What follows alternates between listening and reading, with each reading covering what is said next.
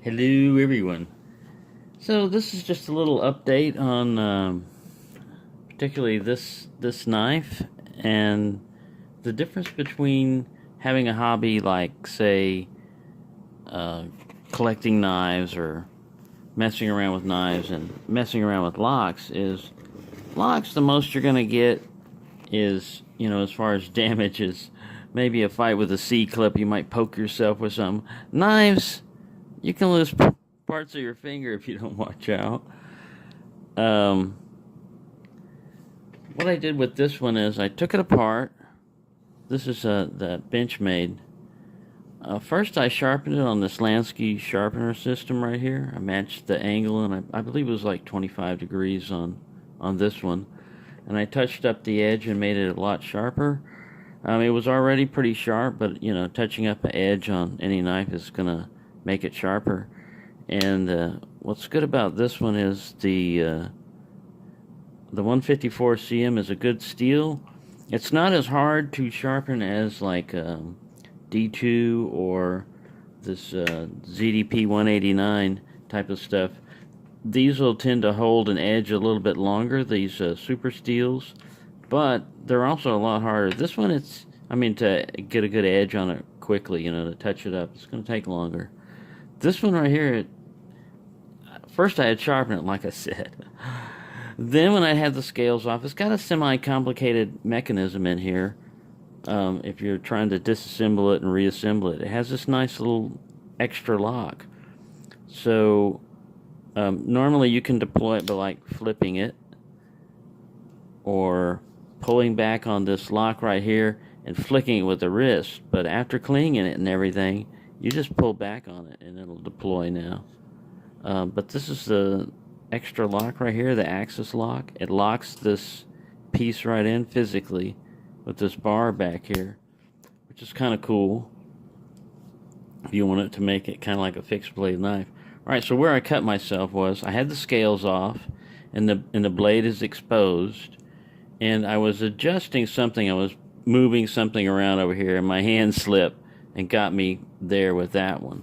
Now this one here, the scallops, the finger cut up scallops, they help you with your grip because it's kind of like a little slippery of a grip on it.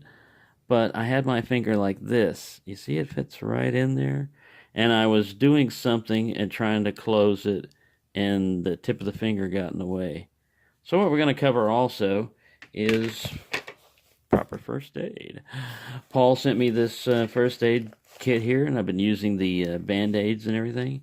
You want to clean the wound first. This one still is bleeding. This happened earlier this morning. I had a Band-Aid on it all day, but washing my hands and stuff, it got wet, and your finger will start to, like wrinkle, like you've been in a swimming pool and stuff like that.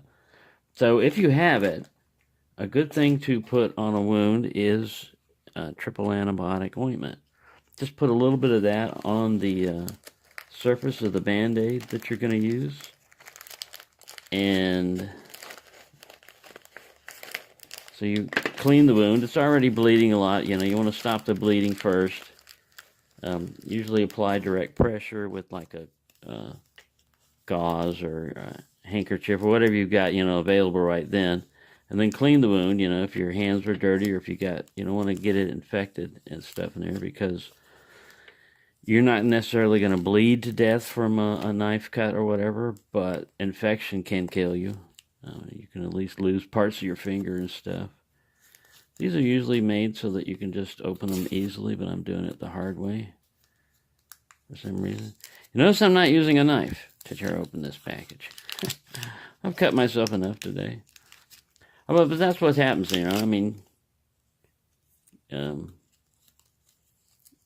if I was a fireman, which I had been before, volunteer fire department when I was a kid, teenager.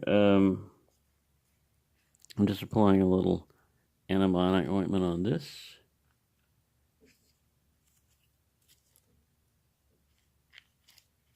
Close that up. Then take it. I'm going to put the pad right there. And cover the tip up as much as you can, because it is a finger and you're going to be, like using it. Not too tight or anything. You flex it and test it, and that's good right now. Change it every so often until your body develops a scab or heals up. But yeah, this is a cool knife, man. I just play around with it. I was, flicking it earlier before I cleaned it up, and I took it all the way down to the bearings. It's got a couple of little springs right here that not only locks this thing in place, but also gives it an assist when opening. It's like an assisted opening type of knife, and it's got the Tanto blade on it, which is pretty cool. There's only a slight little nick here on the edge. I don't know if you can see that, very tiny. That after sharpening enough, that'll go away. But other than that, this sucker is, as my finger will attest, it is very damn sharp. You just got to watch when you're closing things, not to keep your fingers in the way of the blade path. But yeah. Other than that, that's a little update on this knife. It's very cool. Thank you, Mike. That is excellent knife. I love playing around with it. I just sit there and, like I said, just do this a lot. And definitely move my finger out of the way now, so. But great little knife. I think the model number is 5. It's an Osborne design, and it's model number 583. It was hard to see over here on this down here, but yeah, it says 583 if you catch it in the light just right. There we go. Yeah, excellent knife. Cool. Well, thank you very much. I just put a little bit of knife pivot lube. You can use any lightweight oil, anything like that, but this is kind of like a little specialized. You can get specialized and stuff, It just makes, you just put it on the bearing surfaces. Cleaning, usually a cleaning does very well. Just use like isopropyl rubbing alcohol. Oh, I knocked the cat over. I think it was Smedley. And gun cleaning patches. And you just clean it off with that, and then you oil what you need to oil. And scrape off whatever you need with like another little tiny knife or a screwdriver and reassemble. If you can disassemble a lock and put one together, then you can disassemble one of these. The thing is, if you originally have one from Benchmade, that would void your warranty and everything. But I'm not worried about a warranty because this was given to me, and I would probably take it apart if it was my own anyway, I mean, if I bought it and knew that I had the warranty with it, because I'd want to see how the mechanism works inside. And sooner or later it's going to get dirty. I mean, just from use, carrying it, stuff's going to get in there.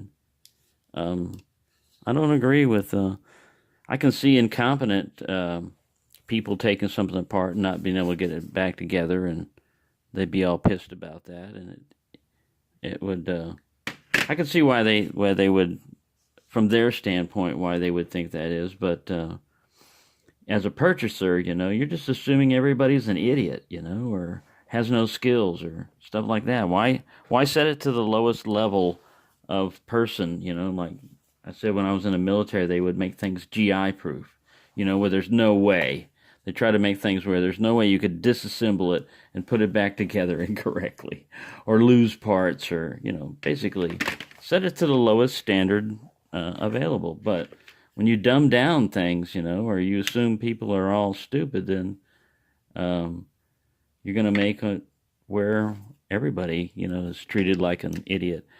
And I know these terms nowadays are politically incorrect, like retarded and stupid and idiot. Some of them are medical conditions, and I understand that. It's not a slur against people that have conditions against that. It's what I'm talking about is people that have the capacity to have the intelligence or something and fail to use it. They just intentionally just act like an idiot.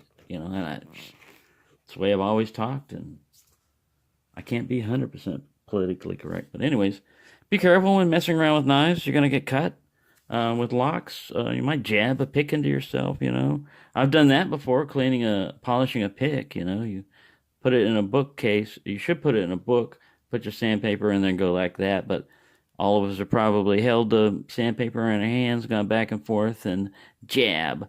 But you're not going to cut yourself like this. Anyways, thank you for watching, and happy picking. Be safe, everyone.